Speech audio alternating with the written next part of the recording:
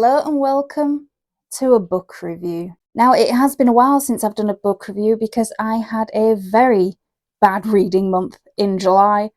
Good in the sense that I managed to clear some space on my shelves because I put the few books that I did attempt to read up on eBay because I ended up DNFing them. But July was not a good month for me, and that is why there has been hardly any book reviews in the past month, because after 3 DNFs in a month, I just didn't. And this book review is of The Night Runs Red by Amber Palmer. Now, this is a special edition. It came in the Butterfly book box for June, I think, because June and July came within 2 days of each other. And it's gorgeous. It's gothic. You can check out my unboxing somewhere up there, and I will have it in the description down below. I liked it. The spread edges are alright. The cover is to die for. The hard case is nice. The undercase is nice. The end pages are nice. But I have thoughts about this book. Now, as I said, the cover, very, very pretty. So let's get into what the blurb is. And as this is a Butterfly book, the blurb is nowhere in sight, so we have to go for Goodreads. And The Night Runs Red is the first book in the Wicked Dark duology. So let's see what it's about. When Kalia, now I've been reading it in my head as Kalia, but I think it's Kalia. When Kalia Darrow, a descendant of Fae royalty, learns she's to be wed to prominent vampire Rion Darcy, she accepts her fate.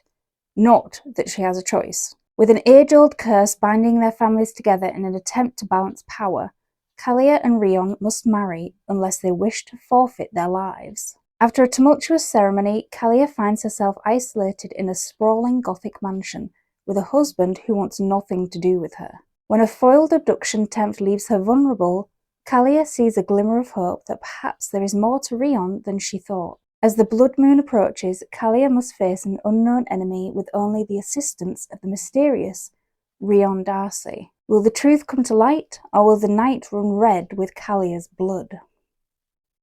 Sounds intriguing, right? Well, you can see I'm not jumping for joy, so we'll get into why. So this opens with a prologue of the history of the country that we're in, and the reason of how this particular curse came to be, and the war in factions and who betrayed who and who was after who and everything that led up to the start of the book. Because there is a war raging, and the curse was put in place to stop this war from carrying on and from ever happening again. So this is the curse. So I'll read out what the curse is. The woman dropped her hands, pressing her face to the wet crimson ground below as she finished her prayers. She turned to the king, who'd fallen back in awe of the power he'd just witnessed. "It is done," she whispered. Her voice had grown hoarse, barely audible over her heavy breathing. "When the sun rises, the vampires will be forced into a world of darkness. They shall never feel the warmth of sun upon their skin. Those who try will forfeit their lives." The king thanked her, crying joyfully at this good news, but the woman was not done. "I tried to warn you that this magic would have consequences, but you refused to hear them. Now you shall listen and take heed. This agreement begins with your heir. While the vampires will never know warmth, your people shall never look upon the stars. From now until the end of time, when the blood moon rises in the sky every 100 years, nature will demand the joining of Darrow and Darcy, the two prominent families and the factions that are warring with each other. Those chosen will be marked by the fates.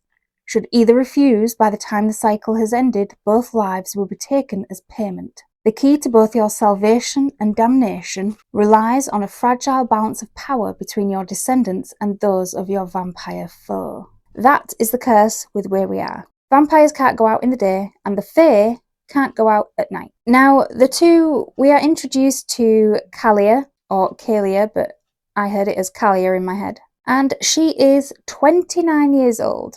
Her mother is dead, and her father is an abusive ass, both physical and more words is what he uses. Which leads Kalia to be very insecure about her body, because she is not like the other Fae. So she's not, lithe and skinny. She is more short and curvy, which you wouldn't know looking at this artwork of the normal cover. And as such, she is quite insecure about herself. Her father isn't the only one that was there. He was there during her growing up, but she was raised more by her father's sister, her Aunt Vivian, and her husband, her Uncle Castor, which is, he is sort of like a general. He's very badass. He is dangerous with a capital D. And the vampires are, if they're not scared of him, they are extremely wary of getting on his bad side. Kalia is our, okay, I'm going to probably change the different pronunciations of her name throughout this because I can't make my mind up. She is our point of view. We are in her head for the duration. Now, we'll get to Rion in a minute because I have thoughts. So many thoughts. And then not one of them are good. The curse was on page 3. The wedding, I think, is in chapter 3. It's right at the beginning of the book. And the wedding had me hooked. Because what a wedding. I felt like I needed to have like a box of popcorn while I was reading this, because Jesus Christ. Now, it's very different to have the two main characters marry at the beginning of the book rather than that be an end goal after they fall for each other, etc. So I did quite like that kind of unique approach because I haven't read it before. But the wedding itself, oh my God. There's a shootout at the church in the middle of the vows. There's a fractious family dinner afterwards, which is just both warring factions on either side of the table, just sniping comments and going for the throat. At one point, Rion holds a knife to somebody's throat and Castor holds a gun to somebody's head in tandem. And I mean, it's written really, really well. I really enjoyed it. What a wedding. I enjoyed the first part of this book, but by the halfway mark, I wasn't enjoying it as I think I should have been. And it's not necessarily because it was bad, because when I realised halfway through why I wasn't liking it, it skewed my opinion and view of the whole book in its entirety. And that has to do with the character of Rion Darcy. And he is our male lead. He is Kalia's husband.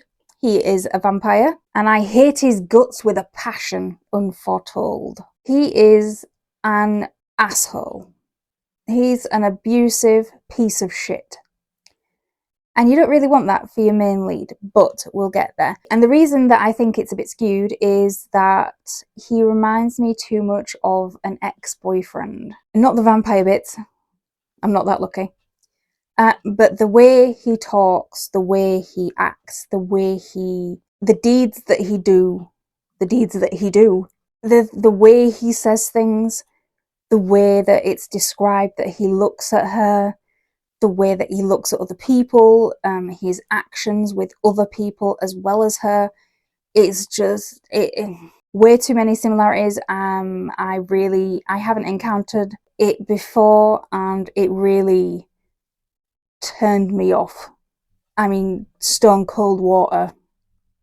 Absolutely the fuck not. It does it no favours because Rion got worse through the book, and he has no redeeming qualities that I can see, and we are in Kalia's point of view. She is married to him after all, and I see absolutely nothing redeeming in his character. I think he's supposed to, now I don't know if I'm skewed, but I think he's supposed to walk the line between morally grey and just being an awful person. And for me, he doesn't just walk that line, he jumps over it and rolls in the abusive mud. I hated it. I hated him. He doesn't help himself either, in my mind, because when they get married and she thinks, you know, we're going to have to spend quite a long time together, decades and decades and years, because I'm Fae, he's vampire, we're going to live for a long time. We might as well get along. We might have a little bit of hope that something might develop. That is quashed with a bucket of ice, because Rion has a mistress. And he's been seeing her for a couple of years. And he is going to continue seeing her. He cheats on Kalia with her. Kalia sees her sneaking. In fact, she's not sneaking. She is just boldly walking from his room and down the corridor, and just is it's an infuriating situation, and I was ready to snap a bitch's neck because the fucking audacity. And not just her, but him as well. Because he actually says to her, after they have had a moment, no less, that he tells Kalia that the marriage is a sham, it is just for show because they'll die otherwise. In public, he will behave lovingly towards her and expects her to do the same back. But in private, he will continue with whoever he wants to continue, and she will have no objection. He will continue seeing his mistress, as well as however many other women he wants, and he will bring them back to the house, and he will fuck them. And Kalia turns around and says, so you'll be alright with me bringing scores of men back here and fucking them while being your wife?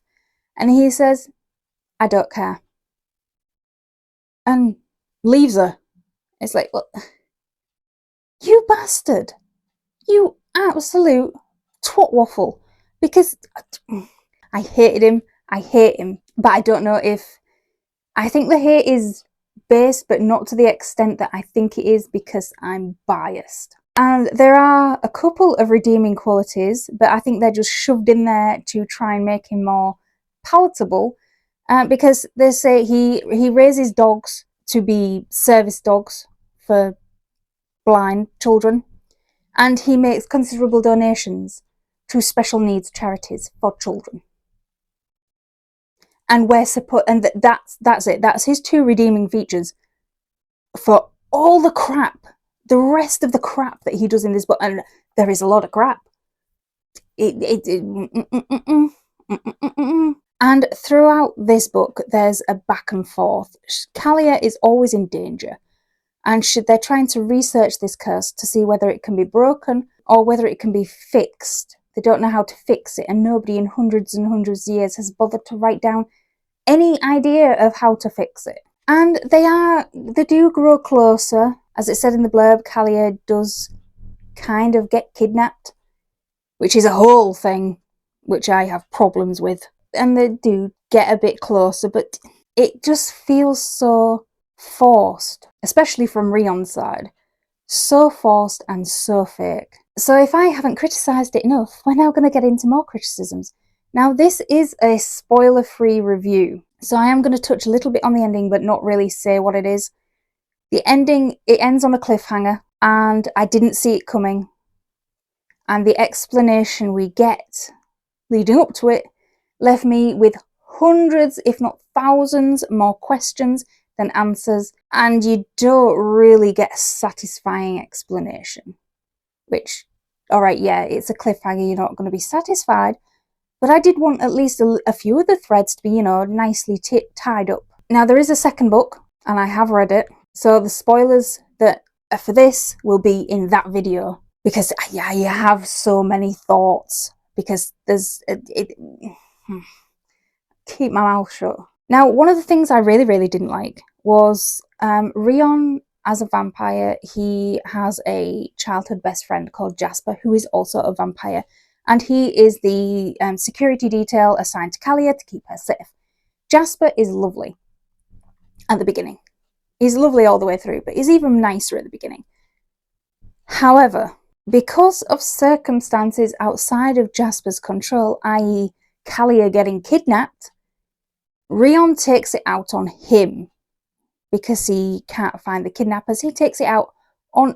Jasper has been his childhood best friend for 100 years, over 100 years at this point. And because of circumstances outside Jasper's control, his very nature causes him to mark Kalia when she is trying to save his life. He ends up accidentally marking her. Rion throws him into a deprivation dungeon torture chamber and leaves him there with no feeling of guilt whatsoever. And even Kalia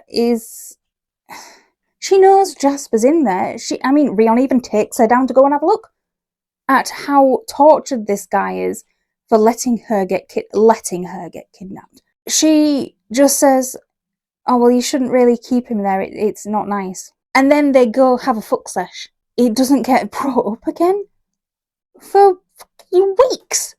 It doesn't get brought up again. And she then uses it as a bargaining chip so that Rion does her a favour by letting Jasper out of this torture chamber that you've had him in there for weeks. The same chamber that Rion's mother used to abuse him in. And when he comes out, everything's back to normal and fine between the three of them. I don't even think there's an apology. It's just, well, you know my nature. You know what I'd do. Where's the character growth? Because it's not here. And that just infuriated me. If I didn't like Rion before, which, yeah, I didn't, I really, really didn't like him after that. Now, it's not really a criticism because I don't think it's not an arc. There are typos in this. And I'm not talking about grammar and punctuation, I mean actual spelling mistakes. That did throw me out of it. I would say there's more than 10, less than 20. And from looking at some of the other reviews, they are in the normal edition as well. So I don't know who proofread it, but they certainly didn't pick up on any of it. It's a criticism, but it isn't a big criticism. Well, it is. But it's not a big criticism given everything else that goes on in here. Now, as I said, Rion is a vampire, and we get to know a lot about the vampires. We get to know what their powers are, how their politics work, what parties they go to, what their kind of political landscape is. We get all of that. And it wasn't until I got to the end of this book, wrote the review for it, and started reading some of the other reviews, that I actually remembered that Kalia isn't human. She's Fae royalty descended from, and she is Fae. She even mentions at the beginning of this book that her ears are weirdly shaped, like elves. And we get to know nothing. We're in Kalia's head for all of this book, and we get to know nothing about the Fae. Nothing about any powers that's there, or not there, or should be there and isn't. Because I kept thinking all the way through this that Kalia is human. I forgot completely that she was Fae. Until I read some of the reviews and one of them alluded to it. I was like, well, hang on a minute. Yeah, she is, isn't she? And she's so dizzy. Now, I read this in a day. It did have me hooked. But it didn't have me hooked as in it was fantastic and I couldn't put it down. It's more like, you know, when you're watching car crash reality TV, like I'm a sucker for watching Love Island. It's like a car crash I can't look away from. This was like watching that, except reading it instead. It seemed to rush through things that should have been, paused and developed on, such as the world building and character development.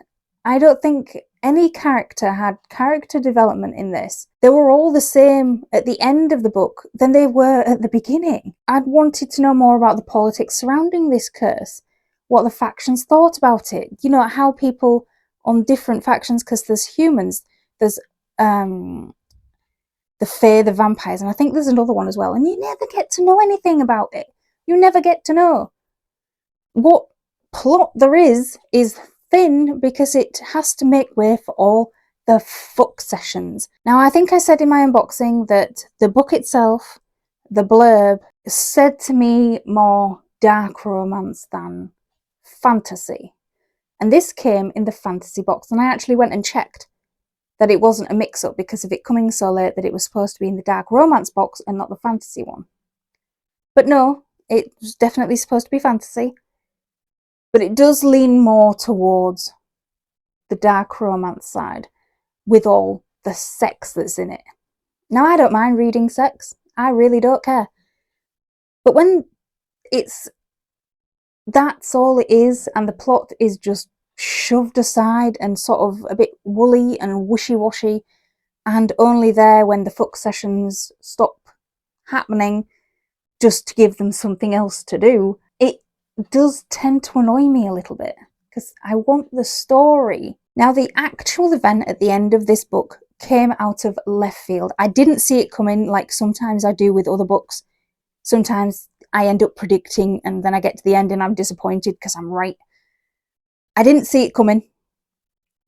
The ending happened and it ends on a gigantic big cliffhanger. The way I was feral for the second one, I didn't necessarily like this book. I didn't hate it with a passion. I hate Rion with a passion, but I think I'm just a little bit biased. I went and bought the second book on Kindle because I had to read it the day after. I couldn't just leave it. I couldn't just leave it there to sort of while away. I had to know what happens. I really had to know what happens. And so I have read that, and that will be in a review video, which will be going up the day after this one goes up. So it'll probably be a Saturday and a Sunday, a whole weekend thing. But yeah, this book gets, at the time I was going to give it 3 stars, but I think I'm going to knock it down to 2.5. Just because I keep thinking, the more I think about it, the more stuff doesn't make sense. I thought the premise was good. The premise was interesting. The curse, the vampires, the fear, they've got to get married or they're going to die. And lots of factions want to, keep this curse going. And different factions want to break it apart. I hate Rion. I hate him. I hate him. But yeah, this is my review of The Night Runs Red by Amber Palmer. If this was in a bookshop, if I walked into Waterstones and saw this, I'd probably pick it up, read the blurb, and put it down again. I wouldn't have picked this up. I didn't even go through my cards. With the book, we get prompt cards that goes with different parts of the book. In fact, I'm going to do these in the next video so as not to spoil anything. So if you like this review, please give it a like, give me a subscribe so that you can see more of my videos, and it makes me happy. And until next time, keep reading.